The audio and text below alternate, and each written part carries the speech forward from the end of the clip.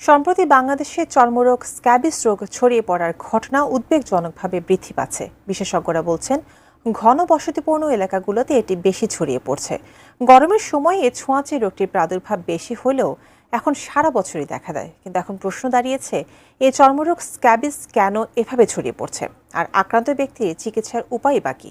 বিস্তারিত থাকছে জান্নাতুন নাহার জেরির রিপোর্টে।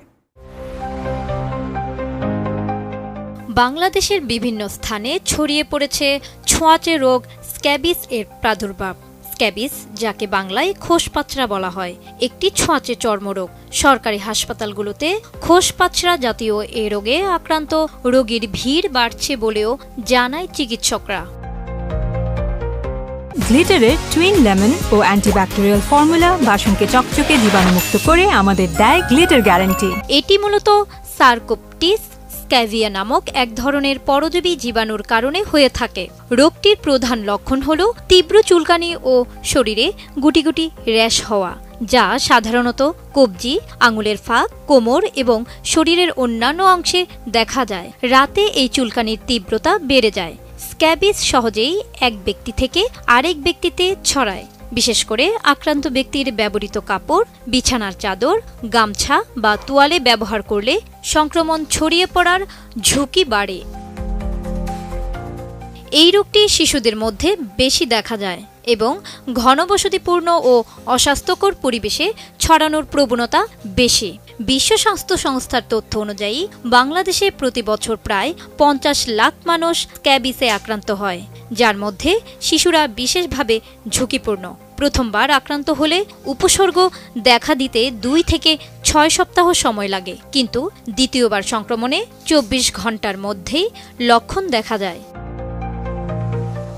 স্ক্যাবিসের চিকিৎসায় বাংলাদেশে সবচেয়ে বেশি ব্যবহৃত হয় পারমেথ্রিন ক্রিম, যা গলা থেকে পা পর্যন্ত শরীরের সব জায়গায় মেখে 8 থেকে 12 ঘন্টা রাখতে হয় এবং পরে কুসুম গরম পানিতে গোসল করতে হয়। 7 দিন পর একইভাবে আবার ব্যবহার করতে হয়। এছাড়া পোমেট্রিন এবং সালফার ক্রিমও 5 দিন পর্যন্ত ব্যবহারের পরামর্শ দেয় চিকিৎসকরা।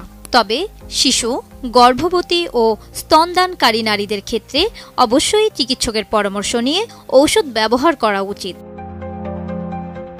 চিকিৎসা না করলে দীর্ঘদিন চুলকানির ফলে চামড়ায় ঘা হতে পারে এবং জটিলভাবে কিডনি সমস্যাও দেখা দিতে পারে। স্ক্যাবিসের জন্য কোনো টিকা নেই, তাই প্রতিরোধই সবচেয়ে ভালো উপায়। সংক্রমিত ব্যক্তির সংস্পর্শ এড়িয়ে চলা, পরিষ্কার পরিচ্ছন্ন থাকা এবং ব্যক্তিগত ব্যবহার্য জিনিসপত্র আলাদা রাখা জরুরি। এছাড়া নোরোয়েজিয়ান বা ক্রাস্টেড ক্যাবিস নামে ক্যাবিসের একটি ভয়াবহ ধরন রয়েছে, যা সাধারণত রোগ প্রতিরোধ ক্ষমতা কম বৃদ্ধ, HIV আক্রান্ত বা দীর্ঘদিন শয্যাশায়ী রোগীদের মধ্যে দেখা যায়। এই ধরনের স্ক্যাবিসে চামড়ায় স্কেলিং হয় এবং চামড়ার স্তর পুরু হয়ে যেতে পারে। পরিশেষে বলা যায়, স্ক্যাবিস একটি ছোঁয়াচে কিন্তু প্রতিরোধযোগ্য রোগ। সচেতনতা, স্বাস্থ্যবিধি মেনে চলা এবং সময় মতো চিকিৎসা গ্রহণের মাধ্যমেই এই রোগের বিস্তার রোধ করা সম্ভব। জান্নাতুন নাহার জেরি, ডেস্ক রিপোর্ট,